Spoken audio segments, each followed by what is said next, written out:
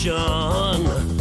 I can't get no call to action, but I try, and I try, and I try, and I try. Hello and welcome to Call to Action, the go-to podcast for anyone trying to make sense of the world of marketing, advertising and beyond.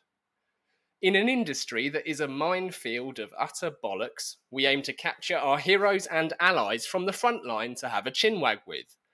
It's like Pokemon Go, with the single but vital exception that it's not a short-term bandwagon of shite. It's brought to you by Gasp, and I'm Giles Edwards, co-founder and MD. Today, I've caught Shekhar Deshpande, one of the world's great strategists who also likes to strum a tune on the guitar. Shekhar leads strategy and thought leadership for Facebook's global clients team. Prior to that, he spent nearly 2 decades at the creative agency J. Walter Thompson across Bangalore and then London, where he arrived in 2006 with dreams of playing cricket for England. He's had work awarded at some of the world's leading festivals, including Cannes, performed judging duties at strategy awards like the Global Effies, and is a hugely committed mentor to young talent. Shekhar says, be interested. Specifically, be interested in 3 things: brands, people, and ideas. Welcome to the show, Shekhar. Thank you very much, Giles. Thanks for having me.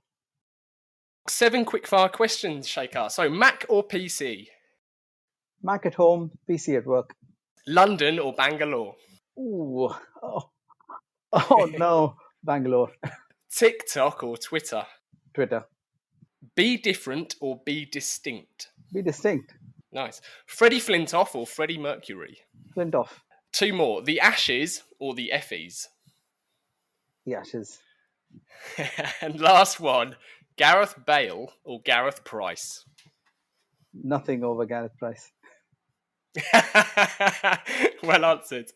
Amazing. Well, Shekhar, thank you so much for joining us. We always like to kick things off by asking our guests how their journey began, and mostly because we like to celebrate the often quite remarkable routes that guests take in their career. So how did it all start for you? I know that I've heard. Let me just go back to. I should have said Freddie Mercury, but anyway, the time is gone. Let me just go back to some of the podcasts that I've been listening of yours, and mine's going to be quite a disappointing answer, because in India, you just educate yourself as much as you can. You generally don't do jobs of waitresses or cleaning toilets or anything of the kind, or assisting magicians. And you just go ahead and finish off your education, and then you get into your final place of work. But that said, I went to university, then I did an MBA in marketing and finance. And the first job I was offered was actually in Anderson Consulting, which then became Accenture, obviously. And I declined that job because in my second year of MBA, I had had this one course in advertising, which had been co-taught by 2 people who came in to do some guest lectures. One of them was from J. Walter Thompson, and one of them was a media person from Ogilvy.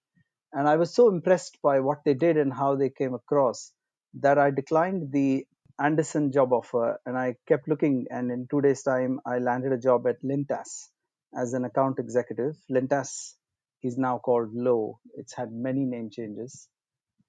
And the first job I did was an account guy, working on the Johnson & Johnson account. And I was doing really interesting things, such as waiting at a recording studio till 5 a.m. to pick up the high band U-matic tape so that I could take it to the airport for an early courier, so that it could reach the media channel, so that it could be telecast the next day. Or doing little things. That there were these things called bromides in my time in the mid 90s, where you had to create a physical form of a press ad, and sometimes the spelling was wrong, so you had to cut out a small little tiny a and then replace it with an e and do stuff like that. And I did wonder at the time is this what I've done this Ivy League MBA for? This large league, and this is what my job was. And I got into strategy completely by accident because after doing the advertising job, I became a client. I was a brand manager at a luggage company called VIP, and I got into planning because we wanted to move to Bangalore. So we were in Mumbai and we were getting married, and we didn't want to live in the same city as our parents because your weekends don't belong to you. We wanted to run away. So I wanted to get back to advertising and I wanted to be in Bangalore.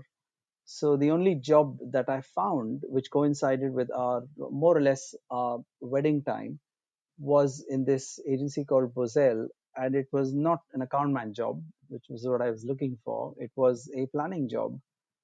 It was an ad agency in Bangalore. That's all I cared for. So I said yes. And I ended up doing this planning job for 2 years. And in 2000, I joined J. Walter Thompson, JWT Hindustan Thompson, as it was called at the time in Bangalore. And only 2 years after that job did I realize, oh, this planning thing is quite good for me. I'm enjoying it. So it took me nearly 8 years of being at proper work to find the so called calling. So it's not every time that you probably land your calling immediately. There were many hits and misses, and I ended up in it by accident, really. Yeah, I think that's a really interesting point. Actually, I spoke to a good friend of mine, Jason, yesterday, who is embarking on a career change. He's a Michelin trained chef, but his dream is marketing. He wants to get into the agency world, and he was asking me what job role would be best to go for. But my answer really concluded that your best objective is to get into the agency. And I wouldn't worry too much about trying to define it as a role yet, because you almost can't possibly know until you get in there where you might excel and where your interests lie. So that's encouraging to know it took 8 years. That's spot on. What you said reminds me of a cartoon strip, Calvin and Hobbes, in which one of the strips I remember saying, if you want to be at the right place at the right time, get to the right place and wait. Yeah. And that's more or less what I That's one I've never heard that. That's brilliant. I love that. So in your own words, you ran away to Bangalore. How can I actually, before we go into that, can I ask what was it, how much value did you take from your experience client side as a brand manager? Because few people have that kind of 360 view of both agency and client side. I'm always interested to find what you took from that, and what your thoughts were then going from client back to agency. Oh, it was incredibly valuable. I think there are many things, even from just the communications side of things, you realize how much the client actually depends on you. You don't quite realize it when you're in the agency. On the one hand, and on the other hand, you realize that you are a pretty, I wouldn't say insignificant, that would be unfair, but you are only one of the cogs as marketing in a giant wheel where every part of the organization thinks that it's the most important part.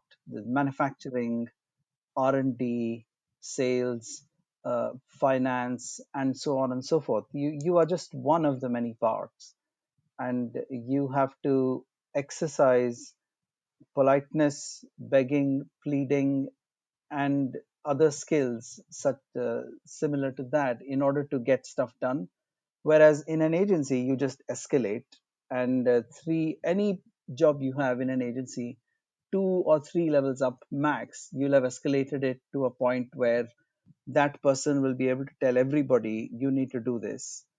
But you can't do that in a client organization because you have to reach ridiculously high levels in order for that to happen. So you have to just work your way around and persuade people. That was the other learning for me. You don't have much control over what others are doing. Yeah, that's key. How a business is kind of oriented. Marketing isn't the be all and end all, and as exactly as you say, maybe it's significance, but equally priorities aren't what the agency might believe they are. Absolutely. Yeah.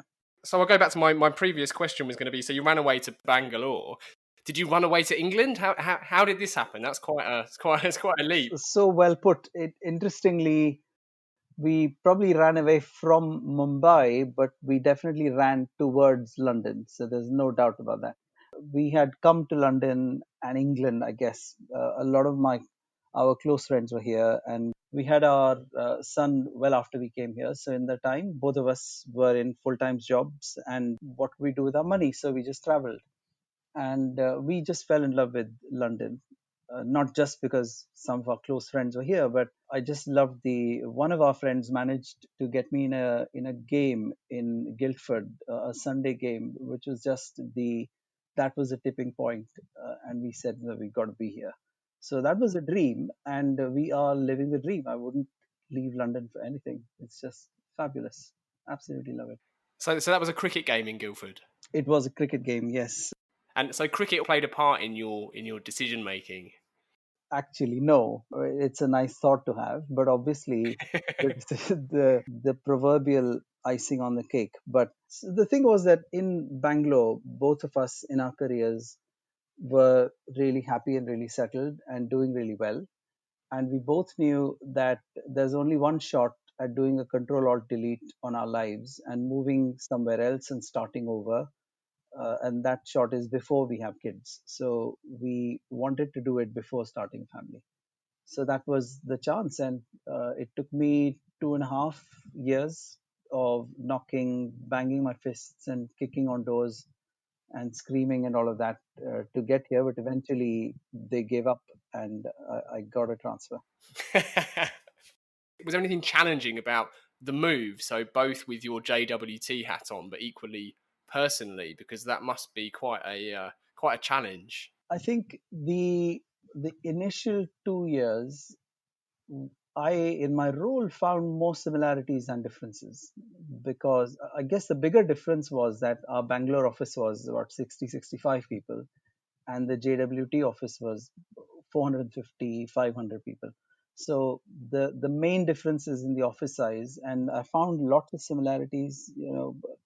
Clients being difficult, creative people being unreasonable, account people being unreasonable, and obviously planners being the only community that I could relate to.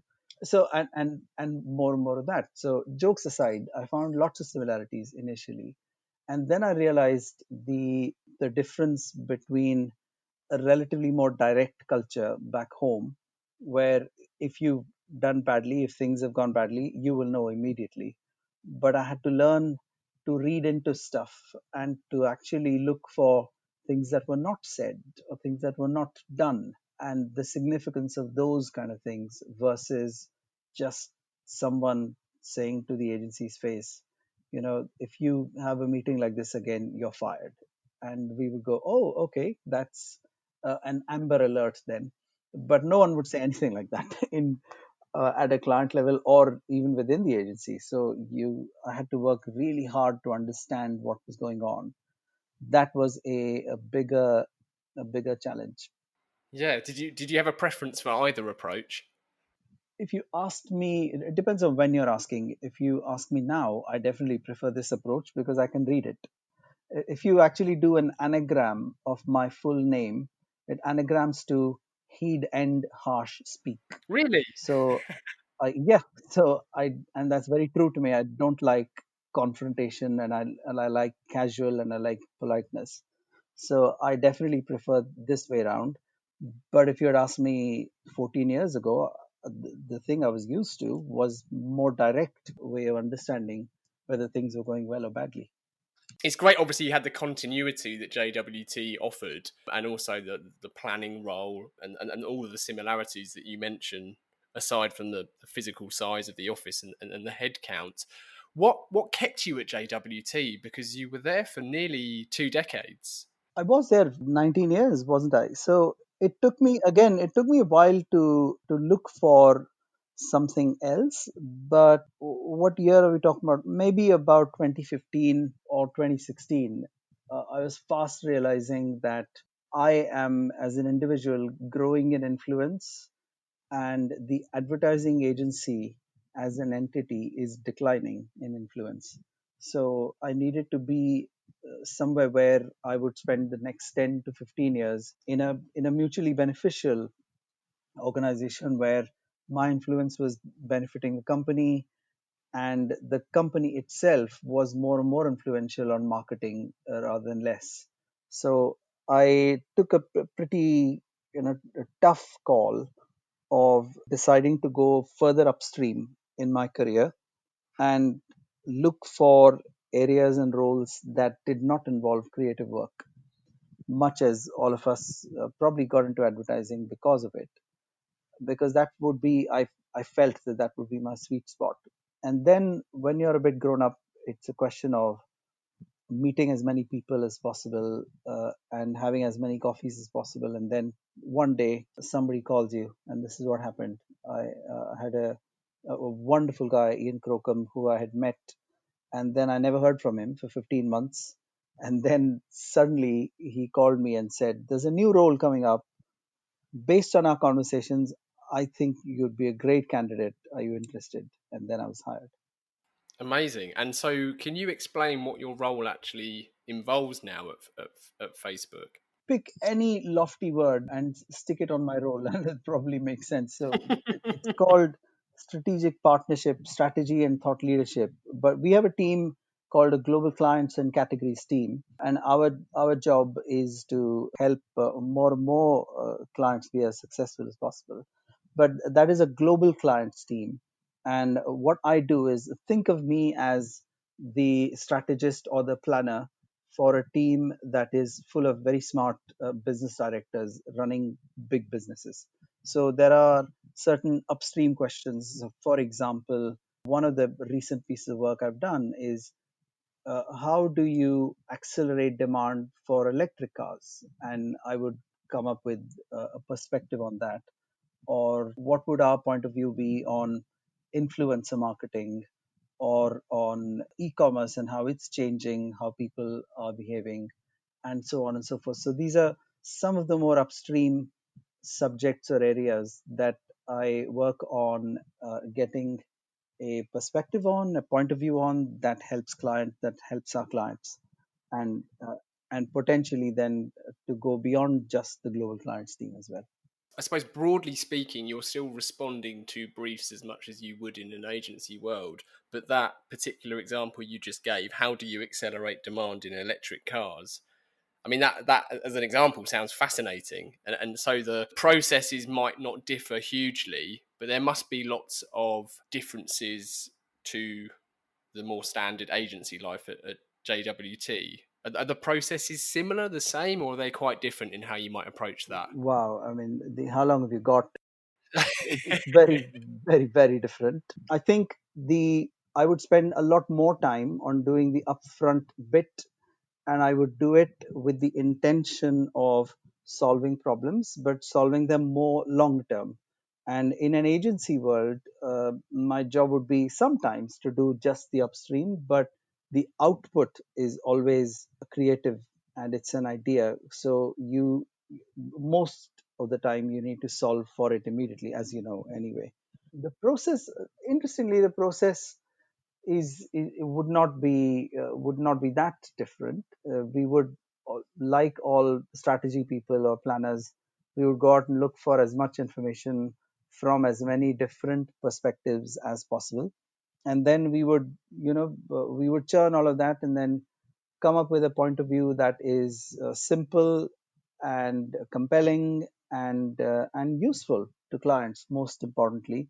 And it makes if you spend 45 minutes talking about it, the other person has to go, okay, that was useful to me. I think I can do a better job thanks to these 45 minutes. If that's the result, then it's success. And if that's not the result, it doesn't matter. That was a waste of time. So from that perspective, fairly similar. And the I guess the difference is that some of the data points that we would use would be internal as well, which I may not have access to. I may not have had access to from an agency's perspective. And how does it feel working for a company like Facebook? Because on one hand, you could probably still put a case that they're a startup of sorts, albeit That's, not by size certainly, but what I mean by that is the speed of growth and evolution within the business must almost have the best of both worlds. You've got a huge, resource rich entity, but I imagine there's a lot of pace within as well. Is that right? Spot on. That's spot on. I think the difference can be explained by a really new company in a growing industry versus an old company, the oldest company. JWT is the oldest agency, an old company in a shrinking industry. And if you see these two, there's that probably explains everything. And the first thing that hits you is the more tangible stuff that is visible to the naked eye, the canteen and the sweets wall, and just the stuff that is given away and more freely available. And as you spend a few months, you start realizing that the stuff that's underneath that is far more important, which is the culture. And because, and I'm not saying the previous company is bad. I spent 20 years there and I absolutely love the place. I'm a JWT child. But because in a shrinking corporate environment, it forces people to think about market share and think about grabbing growth from somewhere else, as if it's a zero sum game. Whereas in this company, in this environment, you just have to do a good job and you will grow and your role will grow.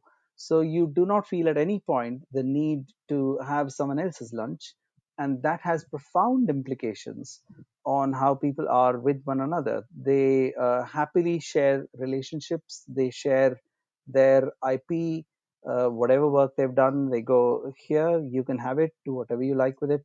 And that initially came as a real shock to me. And I would always go, hang on a minute, why have you given this to me? What do you really want? And then after a few months, I realized they don't want anything. They just gave it to you because you asked for it. And then the same thing is expected back as well. So that took me a longer time to adjust to. And anybody would much rather be in this environment, obviously. Yeah, I mean, you just reminded me of your story about how life was different agency side in terms of in Bangalore, and people were typically more direct. There's another shift there, isn't there? It's almost there's kind of parallels there in a way. I guess the agency world in the 60s and the 90s to some extent would have probably been similar, very, very similar. It's just to a large extent a factor of how the company and the industry is growing, isn't it? And what's your team like? So I can't claim to know Gareth particularly well, but it doesn't stop me being a huge fan of him, not least his amazing IPA essay, Think Long. But Gareth works as part of your team, am I right? Yes, he does. In London, there's just a team of Gareth and me, and there's another guy in New York. So there are just the three of us at the moment. But we are dealing with it as best as we can, and it's great fun. It's great fun. So mentioning Gareth there and yourself, one of the other links I suppose I have is you both very generously donated an isolated talk not so long ago, and you talk about being the best strategist you can be. And for those who are listening who haven't watched that yet, we'll link to that in this episode, and I really urge you to watch it because it's far better coming from Shekhar than it is from me. But one thing that stands out for me on your talk is you talk about half of the role of being a strategist is learning strategy, and the other half is the individual, the strategist themselves. Can you share a bit more about that and what you mean by that? Because it's really interesting. Oh yeah, absolutely. I mean, there comes a point, I guess, in everyone's career where the person, will be doing much more of the heavy lifting in your career and having an impact in whatever influence that you're having versus the knowledge that you're acquiring or the skills that you possess. Ultimately, it's your ability to lead, and that can only be acquired or honed by a discovering your own strengths and what your gifts are,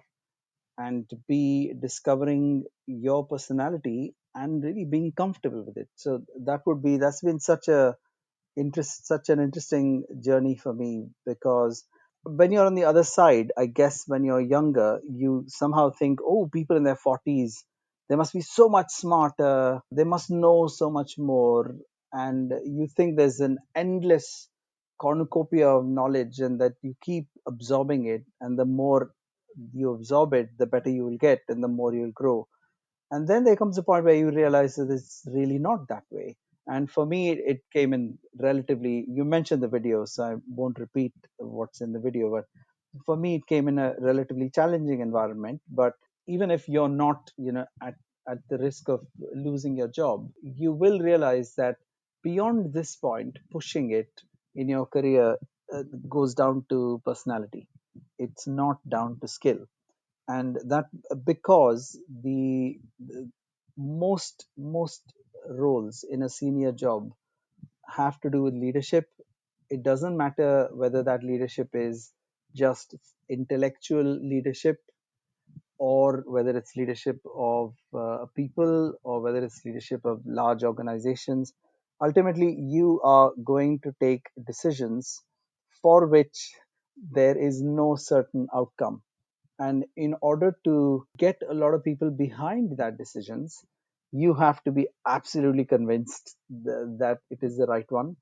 And for that conviction to show, you have to be comfortable with yourself, and you have to be really enjoying what you do. I think so. You got to be all the time, you got to be stretched, and you got to be motivated. And these things happen when you become comfortable with who you are. And in my case, I realized, and this may or may not apply to everybody, but I realized that if you are pretty open about who you are, pretty open about what really drives you, and also how you drive, which is, this is my style. For example, I don't like confrontation. I don't like to react to something immediately. That's not my best reaction. I would give you a better reaction in 2 days' time or in 1 day time. That is more helpful when you're just open about it and you tell everybody that's your style. People create that space for you. And when you feel comfortable with yourself, you can do exponentially higher things and better things, and you can do things exponentially better. That's what I've discovered. Wise word. It's almost a state of humility that there isn't necessarily a right way. It's that mindset, isn't it? Good friend and past guest Colin Lewis talks about the marketing mindset. And I think he means it's that side of things, like you so brilliantly articulate, is half of it is actually knowing the job and learning strategy, but the other half is you and understanding you. Yeah, I think it is quite liberating as well, because you realize that this is how I am, and the fundamentals of this are unlikely to change. So the more comfortable you are with it, and you'll find a lot of people talk about it. A lot of people quite happily talk about what they're good at and what they're actually rubbish at, and that's fine, and they're okay with it, and that's how they begin to grow. I think the path from being decent and being excellent just at your work to actually having massive impact has more to do with how you come across. And I have a feeling, I've only ever worked in marketing. I've not worked in any other industry, but I have a feeling that it's more important in marketing, because to quote our friend Rory Sutherland, the opposite of a good idea is also a good idea. So therefore, how on earth are you going to decide which way to go? And if you are able to be convincing, if you're able to be convinced, and if you're able to create that sense of confidence in yourself firstly and in other people, you get that reassurance from everybody else by looking at this person and seeing how convinced she or he or they are about this particular decision. It gives me some assurance that this is going to go well, and then you take that call, and then you hope for the best.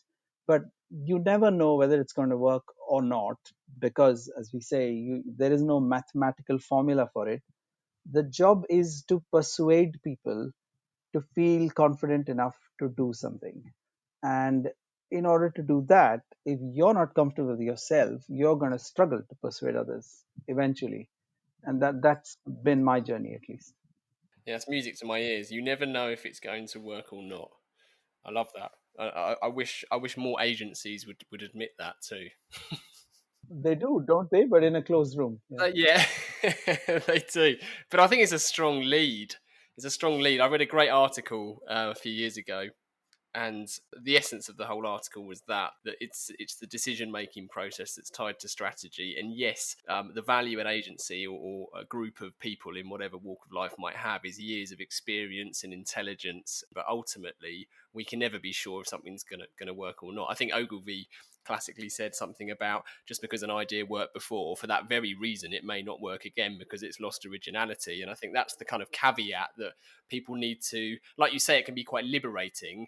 I think this is also equally liberating. If everybody caveated almost everything they did and said with that, but explained why they think something will work to give that confidence, it would be a much better place for practicing. Yes, absolutely. There are 6 words that my boss Guy Murphy has taught me, which are probably the most precious 6 words for me, which is, how is this going to work?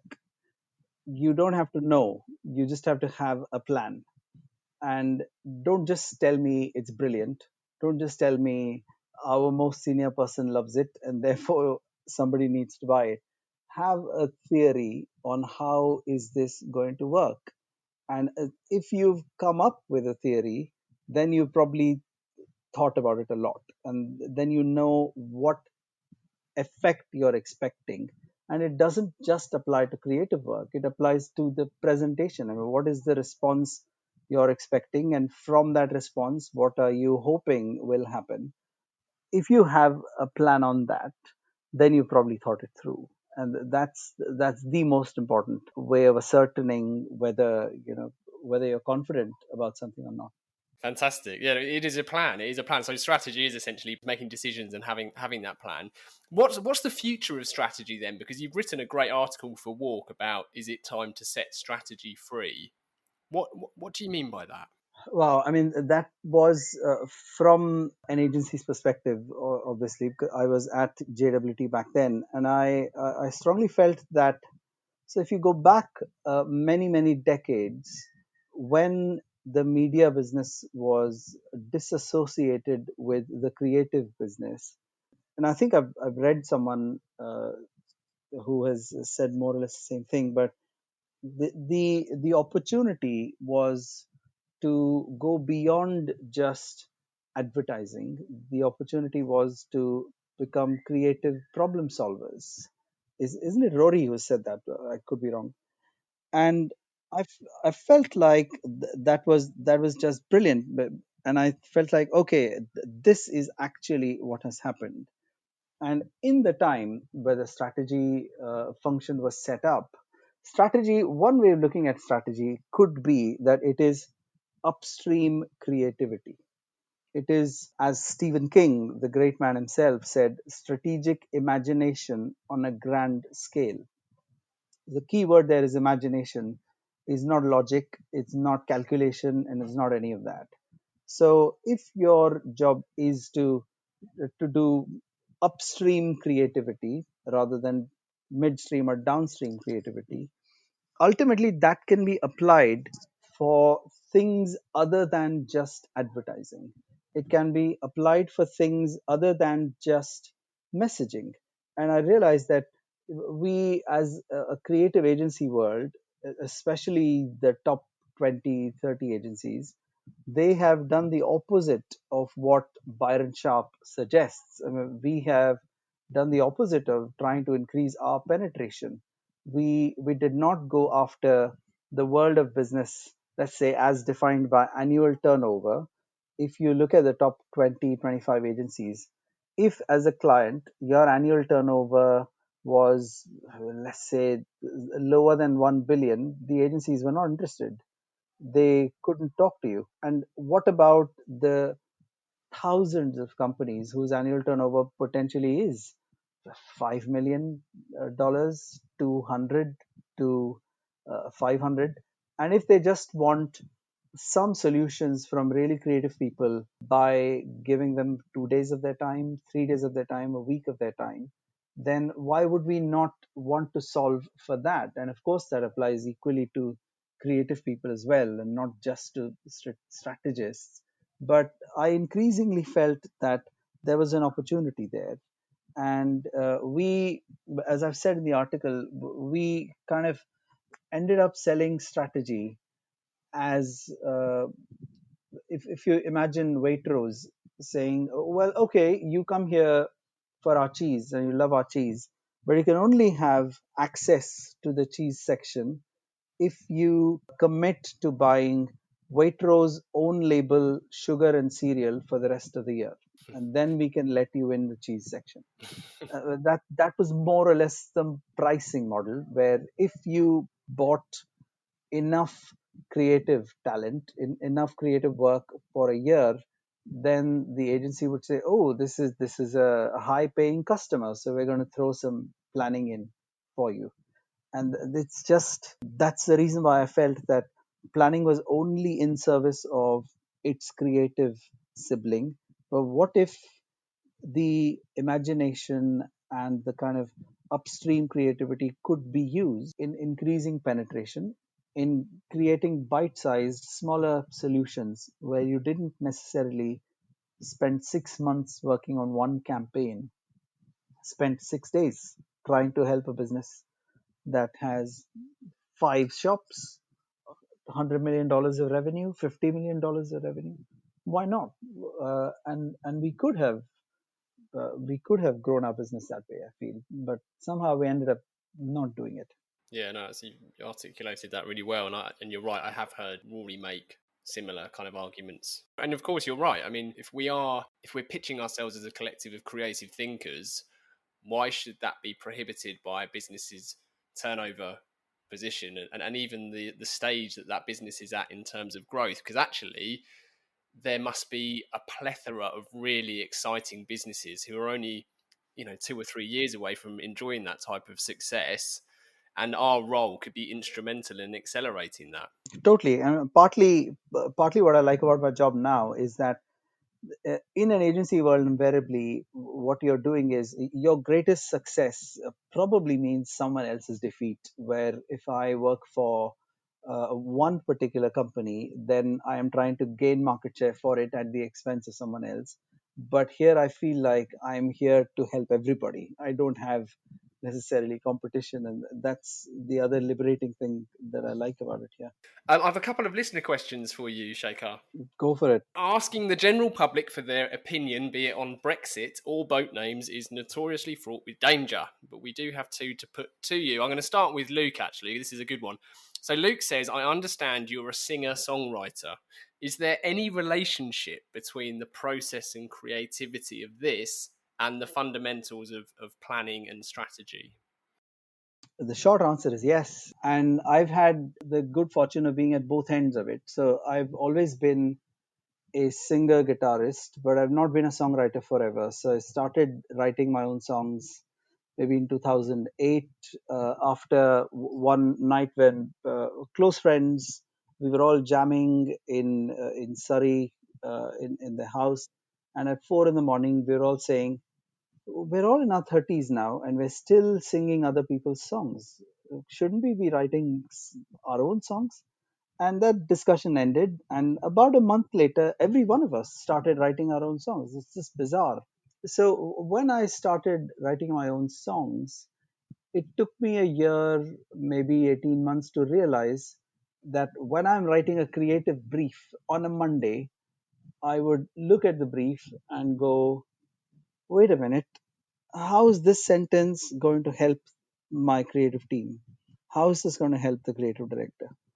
And I realized that every single bit of the brief either needed to be helpful to the creative team or it needed to not be there.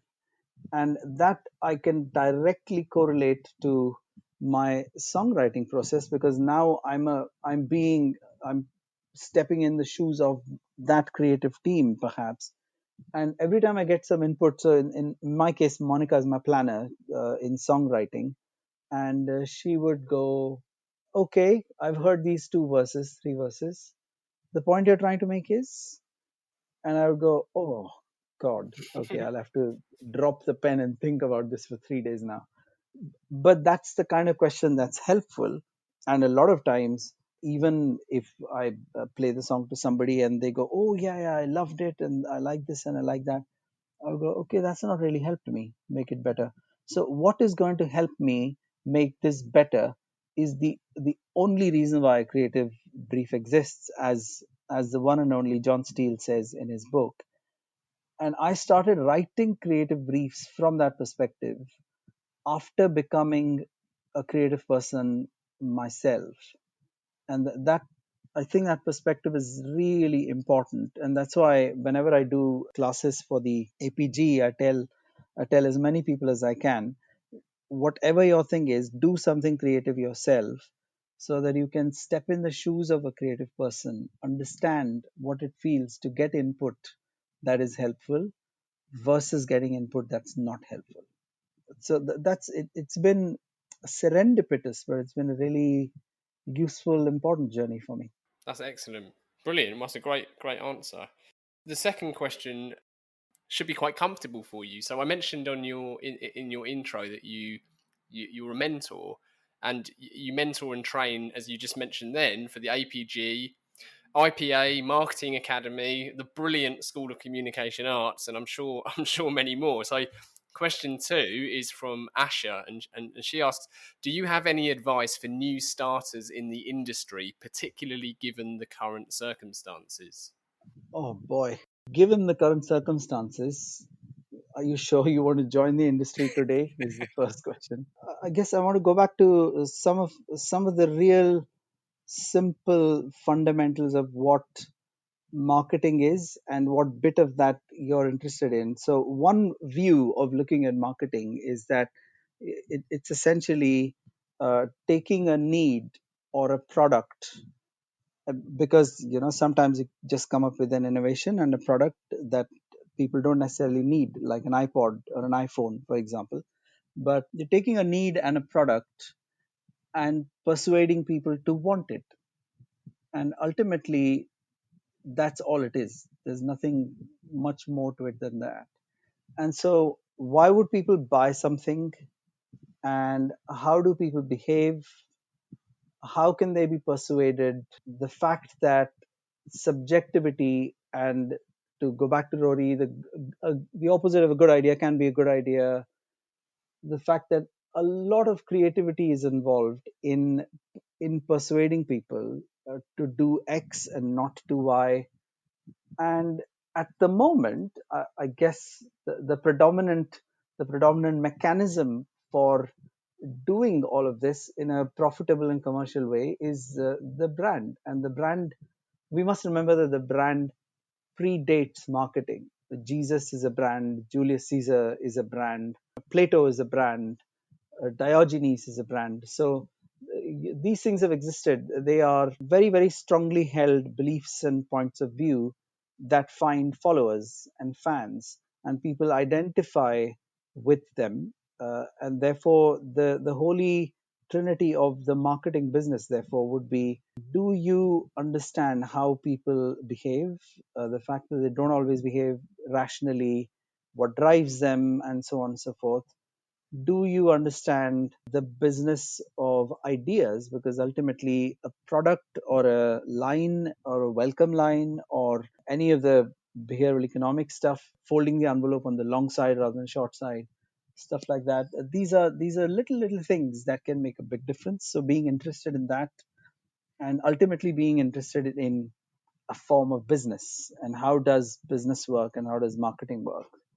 I think as long as you are at one of these three places, you don't have to be good at all three. You have to be interested in all three, and you have to be good at one of them or become good at one of them. You'll be fine. And if what you're doing is not serving any of these three, then you should probably get closer to it and get as close to it as possible, because these are the fundamentals that will not change, no matter what the environment is, and no matter where the advertising dollars are spent, and how brands are being leveraged by big companies, by small companies, etc., etc. These are probably the fundamentals that will not shift. And how should people choose if they're having to choose between, say, those three things? Is it would you suggest it's just a case of what you're most interested in? I guess a case of what you're most interested in and what you're getting at that time. Just take what you get. It doesn't matter. And I always feel like there is a kind of a central hub of marketing, and nothing is more than one spoke away. So if you're in insights and you join a research agency, you want to get into a client side, that's one skip away. You want to get into the agency side, that's one skip away. So you will always find what you do has some commonality with the dream organization that you want to go next to. There will always be one thing that is common. So I wouldn't worry too much about the interoperability or the transferable skills. As long as it's doing one of these fundamental things, just stay with it and get good at it. I love the idea of it being one skip away because you're absolutely right. The final part of the interview is our four pertinent posers then that we put to all of our guests. That starts with, what advice would you give to your younger self? I would say, for my younger self, just express your feelings more. Just say what you are feeling more. I was a very awkward young person, and I always thought that I would embarrass myself and what will people think of me if I say this? And I just didn't say what I felt at the time. Interestingly, thank goodness, my son, who's nearly 9, he's not like that. He just says what he feels. And I feel like, dude, if I was only like you when I was 20, life would have been so much better. So that I would say, just say what you feel a lot more, and I would have had a better time, I think. Good advice. Number two, if you could banish one thing from the industry, what would it be and why? Pitches, no doubt about that. I cannot express strongly enough how much I hate, abhor, and detest pitches. And the reason for that is that this is the only place, the only industry where we spend £500,000, $500,000 in a completely speculative bid in order to try and win a piece of business that, after having spent all of that, will probably take us 2 to 3 years to break even. The client is at full liberty to fire us at any point in time. And you can multiply that $500,000 worth of investment times 8, because there might be a short list of 8 agencies, all of which are very, very well known household names in our industry. And they would absolutely go hell for leather, bend over backwards, just punish ourselves and work crazy hours, not see our families for weeks, and then go, we were really impressed. We were really impressed. Just the other agency had, a better idea. So there's no such thing as a silver medal. You just crash out, and all that money is gone. All that effort is gone, and the client has 8 beautifully bespoke, constructed solutions from which they can choose one. I mean, if you take the parallel of, let's take a restaurant as a parallel. You go to a restaurant and go, hey, I hear you're a Michelin star restaurant. I'm here to check you out. And they would go, welcome, welcome, welcome. We've got the best table reserved for you. And we've got a 7 course meal laid out for you. And they would go, here's absolutely everything. And in the end, they would say, I really hope you liked our experience. And if you come next time, you can pay.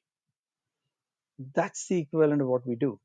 And it's just absolute nonsense. I have no idea why the greats of the industry did not come together 20, 25 years ago, and all of the holding companies did not come together and go, we got to stop this. We must, let's say, agree that no agency will spend more than 25,000 on any pitch whatsoever, or we will spend 2 or 3 days in workshopping a problem with you, and then you can decide. So that's essentially just 2 days of our time, 3 days of our time, and so on and so forth. There are other solutions, other ways of helping a client understand what agency they want to go with. I mean, you don't necessarily get married to five people and then choose the person that you're going to marry.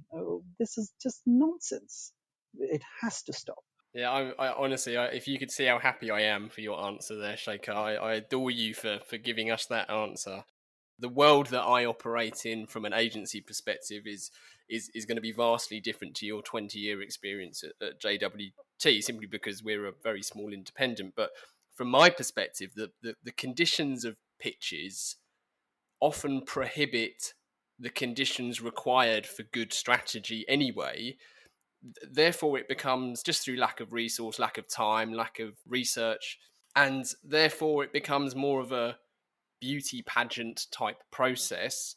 And therefore, that then both cheapens what it is we do, and it also sets a really dangerous precedent to start a relationship with a business that hasn't necessarily accounted for any of your time and expertise. Totally. Totally. It's dangerous. It's dangerous. Right. Well, that's a great point. Well made. Number three, then, is are there any books you can recommend to our listeners? And this can be industry related or fiction. We're wide open. I would in recent times, and this is I'm making a confession that Monica has been pushing me to read this book for close to 25 years, and I've only got around to it this year. But a book called Roots by Alex Haley, where he charts his ancestry going back to the mid 1700s in Gambia, and how his ancestor 7 generations ago was, brought to the USA as a slave. And that book is as profound as anything can be. It is just the story of how perhaps tens of thousands of those wonderful people who've been brought from there into the USA or elsewhere, and how their lives have been. It's just, I cannot describe how moving and profound it is in words. So I would highly recommend that. In the new world of podcasting, I've become somewhat a fan of history. So I heard the book The Silk Roads by Peter Frankopan, and I was blown away by it because it essentially charts a history of between roughly 300 AD to present day. There are many parts of history that are less well recorded, and it charts through some of that, which is fantastic. I would probably say that the one of the best books I've ever read is Illusions by Richard Bach. It's been close to 30 years since I read it, but it's such a short 100 odd page book. Very, very profound. I loved it. I would go Born a Crime by Trevor Noah, and again, make sure that it's an audio book because he narrates it himself, and then you hear a lot of the African languages that he's really fluent at, which is fantastic. And I would say a couple more. There's a great podcast called We Need to Talk About the British Empire by Afua Hirsch, and that was really moving for me. And finally, I know you and I are big fans already, but Alchemy. And as you said to me earlier on, the audio version of Alchemy as well. But Yeah, anything Rory Sutherland, it's fantastic. yeah, anything. Just if you get 10 minutes of Rory Sutherland, take it. Yeah, I fully agree. Fully agree as well as well you know, and as well as the listeners know. Amazing. Well, there's some great books there. Some excellent recommendations, and I don't think any of those. I think Silk Roads may have come up before, but no, I don't. I don't. I think they're all new, so that's fantastic. So we will link to all of those in this episode's listing, and we'll also link to your brilliant isolated talk too. So number four then, Shekhar, is we always dedicate every episode to somebody, and we bestow that honour or hospital pass that honour, depending on your view, to our guest who has to give the reason why. So would you kindly dedicate this episode? I would dedicate it to a lady called Kate Bruges. And we talked about moving to London a while ago. And so Kate was the head of talent in the London office. And because we managed to win the Nike business back in Bangalore, I got put on some program where we were all flown into New York. And that's when I met Kate for the first time. And I said, Kate, I desperately want to move to London. Please, can you help me? And she was running the program at the time for some 25, 30 of us. And then she moved heaven and earth to get me there, knowing fully well that she was not going to gain anything from it. and I was going to gain everything. And there were many, many difficult times where our Indian CEO at the time, bless him, he said, there are 50 planners, you can have any one of them, but not him, because he's running the Nike business and it's very important to us. And that was the opposite of what I wanted. So it was very, very difficult to kind of navigate all of that. And it took over a year, well over a year. She just did not give up. Finally, she got our global CEO to persuade our Indian CEO. So Bob Jeffrey got involved, and then she would not give up, and she got me the transfer to London. None of this would ever be possible without her. So, without a shadow of doubt, she would be the person I dedicate all of this to. That's a brilliant, brilliant story. Well, this episode is very proudly dedicated to Kate. Then that's wonderful.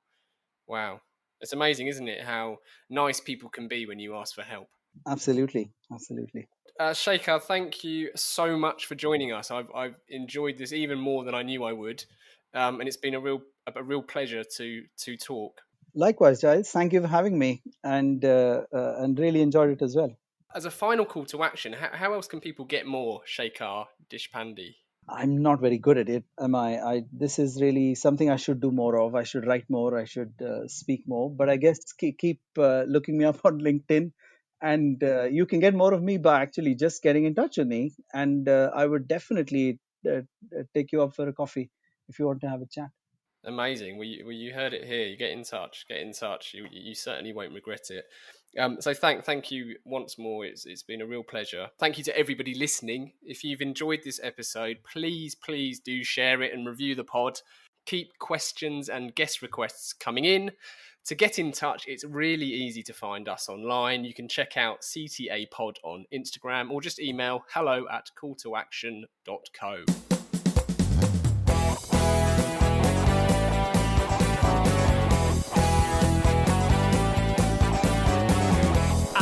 Can't get no call to action.